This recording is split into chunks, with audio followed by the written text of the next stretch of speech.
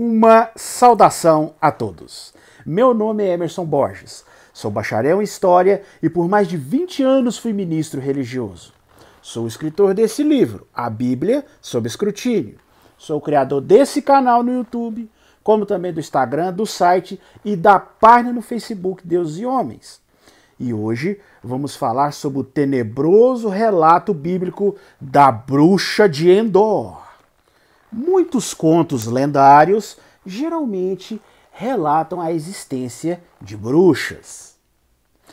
Uma bruxa é geralmente retratada no imaginário popular como uma mulher antiquada, com nariz grande e enrugado, exímia e contumaz manipuladora da magia negra e dotada de uma gargalhada terrível. Por outro lado, alguns autores utilizam o termo para designar as mulheres sábias, detentoras de conhecimento sobre a natureza e possivelmente magia. Algumas bruxas que adquiriram no passado alguma espécie de notoriedade, como por exemplo as famosas bruxas de Salem, se tornaram personagens muito citados na literatura, no cinema.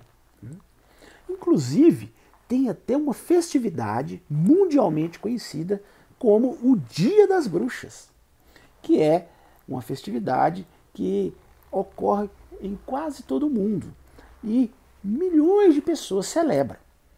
Visto que a Bíblia é um livro cheio de mitos e lendas, como venho falando aqui nesse canal diversas vezes, ela não poderia ficar de fora nessa questão de bruxas. A Bíblia, como qualquer livro de ficção, também tem um relato sobre bruxas. Isso mesmo. Você aí religioso, você aí que tem uma Bíblia na sua casa, você sabia disso? A Bíblia traz um famoso relato sobre uma bruxa. Essa bruxa, ela é reconhecida pela cidade onde ela morava. Ela é chamada na Bíblia de a bruxa de Endor. Tanto para o judaísmo, como para o cristianismo e para as práticas espirituais pagãs, a bruxa de Endor é uma lenda importante que aparece no Antigo Testamento. É um personagem misterioso na tradição bíblica. Você acha que eu estou inventando essa história? Abra a Bíblia que você tem aí na sua casa, seja qual for a versão. Abra no primeiro livro de Samuel, capítulo 28. A Bíblia não poderia ficar de fora nesse quesito de relatos de bruxa, visto que relatos de bruxa estão em quase todos os livros de ficção. A Bíblia não poderia ser diferente. Se você ler aí no seu próprio exemplar da Bíblia, no primeiro livro de Samuel, capítulo 28, você vai se deparar com a história do rei Saul, que, diante de uma guerra que ele estava enfrentando contra os filisteus, ele ficou temeroso devido ao tamanho do exército dos filisteus.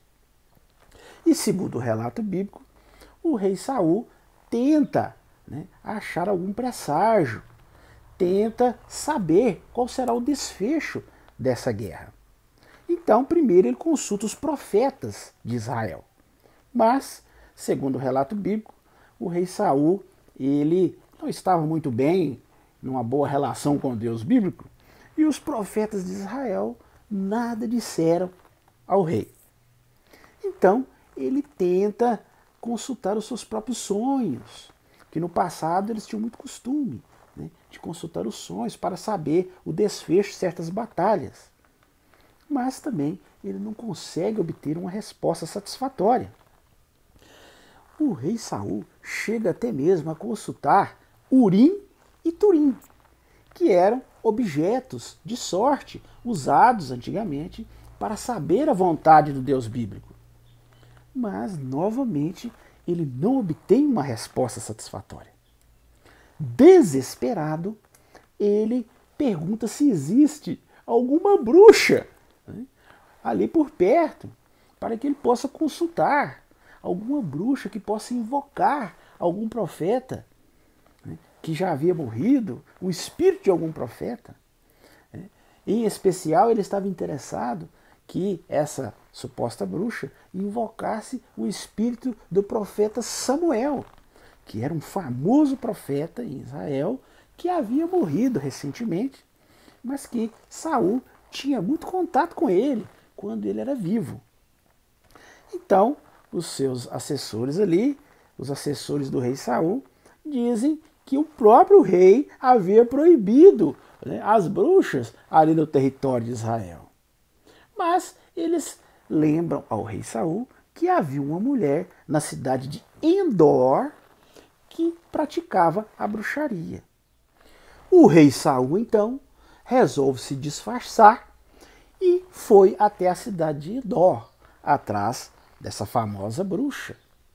Ele chega na casa da bruxa e pede para que ela invoque o espírito do falecido profeta Samuel. A bruxa de início fica temerosa, né? Pois, segundo ela, o rei havia proibido a prática de bruxaria ali no reino de Israel. Então, ela fica temerosa, né, pensando que poderia ser morta se invocasse esse espírito. Mas o rei Saul, disfarçado, garante a ela que nada irá acontecer a ela. Diante dessa garantia que o rei Saul deu a ela resolve fazer então o seu ritual. Ali ela faz todo um ritual de magia e invoca o espírito do profeta morto Samuel. E segundo o relato bíblico, o espírito realmente aparece. O espírito aparece diante do rei Saul e começa a conversar com ele. Nesse diálogo, o rei Saul pergunta ao espírito do profeta Samuel qual seria o desfecho da batalha.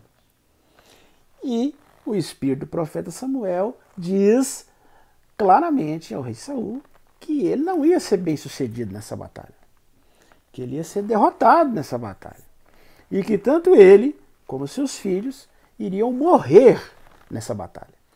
Por volta da criação da Septuaginta grega, que é a tradução das escrituras hebraicas para o grego, a bruxa de Endor foi descrita na Septuaginta grega como uma espécie de ventrílogo.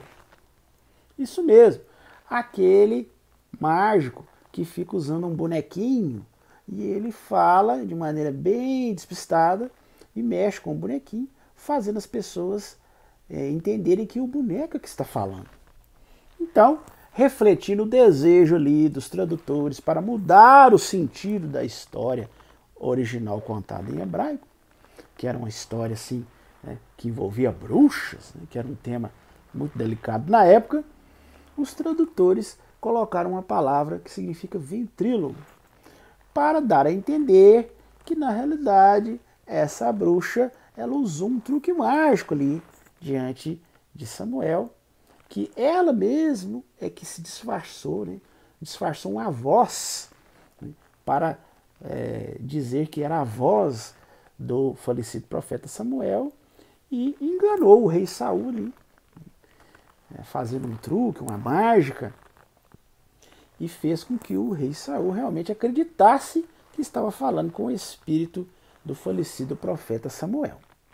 A história da bruxa de Endor foi muito discutida e debatida durante a Idade Média pelos bispos católicos, principalmente por causa da importância de uma figura feminina praticando magia. Muitos defendiam o conceito de que um demônio, ou até mesmo o próprio diabo, é que falou com o rei Saul, se passando pelo profeta Samuel. Muitos defenderam essa interpretação na Idade Média. Mas, sobrevivendo a qualquer conflito de interpretação, Essa história sobre a bruxa de Endor foi de extrema importância para os reformadores João Calvino e Martim Lutero. Essa história foi muito citada em suas obras por volta do século XV, durante a Reforma Protestante. Os pagãos, os místicos, eles mais tarde definiram essa bruxa de Endor como uma das mais antigas bruxas de que se tem notícia. Hoje, a bruxa de Endor é tida como uma das primeiras mulheres ligadas à bruxaria. E alguns estudiosos de religião, inclusive, sugerem que ela poderia ser um profeta. De qualquer modo, sua influência no mundo moderno é indiscutível, principalmente nos gêneros literários e na ficção científica, porque nós encontramos referências à bruxa de Endor em diversos romances, contos e poemas. Por incrível que pareça, até mesmo na icônica série de filmes Star Wars, né, na série Guerra nas Estrelas, nós encontramos uma referência a essa bruxa que é citada na Bíblia, a bruxa de Endor. Se você já assistiu os filmes da série Guerra nas Estrelas, você vai se lembrar que no filme O Retorno de Jedi existia uma lua florestal que era a residência dos Ewoks, né? Que eram aqueles bichinhos que parecem ursos, né? E essa lua florestal, ela era chamada de lua florestal de Endor. Olha só, né? Fazendo uma referência à cidade, né, de Endor, que a Bíblia diz que a bruxa morava. Então a gente vê que até mesmo, né, na série Star Wars, vemos uma referência a essa famosa bruxa citada na Bíblia, a bruxa de Endor. Agora, a que conclusão podemos chegar sobre esse relato tenebroso da bruxa de Endor, que está registrado na Bíblia? Bom, é mais uma prova de que a Bíblia é um livro cheio de mitos e lendas. Porque qualquer pessoa razoável sabe que essa história de bruxas, né, essas histórias de magia, isso aí é coisa comum em livros de ficção.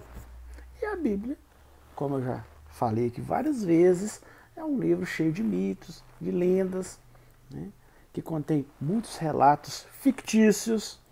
E esse relato da bruxa de Endor provavelmente era uma lenda que era passada oralmente ali entre os judeus e que foi, né, tomando contornos épicos. E quando os judeus resolveram colocar por escrito, eles criaram esse relato, né, esse relato sinistro da bruxa de Endor. Agora, infelizmente, muitos religiosos, né, que ainda insistem em defender a Bíblia como um livro inspirado por Deus, ficam um pouco constrangidos com essa passagem, né? Não só essa, mas diversas passagens. Essa é apenas uma, né? Eu já fiz aqui mais de 60 vídeos falando sobre diversas contradições, incoerências, mitos, lendas. E esse é apenas mais um. E, como os demais relatos que deixam eles constrangidos, eles normalmente tentam, né, achar uma explicação mirabolante, fazer um contorcionismo teológico, né, como eu já falei aqui nesse vídeo, né. Durante a Idade Média eles tentaram dizer que na realidade era o diabo que estava ali se passando pelo profeta Samuel, né. Quando fizeram a tradução do hebraico para o grego, eles colocaram uma palavra lá que significa ventrílogo, para dar a entender que na realidade essa mulher usou um truque ali, né, para que o rei Saul achasse que estivesse falando com o espírito de Samuel, mas na realidade era ela que falava, despistada ali, usando um truque, né.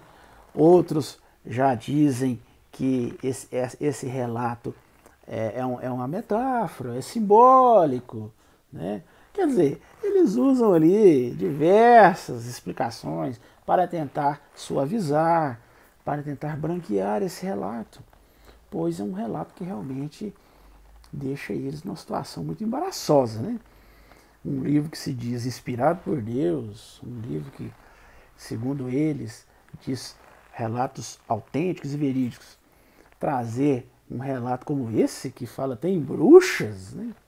Fazendo magia, então quer dizer, fazendo feitiços, então isso realmente é um relato muito embaraçoso para eles. Mas, infelizmente, a maioria dos religiosos ainda se apegam e ficam insistindo, criando essas explicações, né? Tentando, de todas as formas, dar um sentido mais lógico a esse relato. É uma pena, porque a explicação mais simples é justamente encarar esse relato como um mito, uma lenda, né? Como um relato fictício, como diversos relatos de bruxas que a gente vê aí nos livros de ficção. Este era o assunto que nós iríamos analisar hoje. Se você gostou do vídeo, dá o joinha aí para nós, estoure esse like aí para nós. Isso é muito importante para que o nosso vídeo tenha um alcance maior. E se inscreva em nosso canal. Eu já percebi no Analítico que muitos que assistem os nossos vídeos não são inscritos em nosso canal. Então, se inscreva em nosso canal. Tá vendo esse quadradinho aqui, ó? Tá vendo aqui no cantinho? Clica nele, se inscreva em nosso canal. E não apenas se inscreva, acione o sininho de notificações. Toda semana fazemos um vídeo novo, abordando, né, as contradições, as incoerências, os mitos, as lendas, os valores de moral absurdos, injustos, né, os erros científicos, históricos, encontrados na Bíblia. Então, acione o sininho de notificações, porque assim que a gente subir o vídeo, você será notificado. Comente o que você achou do nosso vídeo, diga aí, né, o que você acha desse tenebroso relato da bruxa de Endor, e compartilhe nosso vídeo com seus contatos. Se você desejar adquirir o meu livro, eu vou deixar, como sempre, na descrição desse vídeo os links aonde você pode adquirir meu livro. Meu livro é vendido nos principais sites de venda online do Brasil, como a Livraria Cultura, Saraiva, Submarino, Amazon e até mesmo no meu próprio site. Você pode comprar o meu livro diretamente do meu site. Basta você clicar www.deuseshomens.com.br.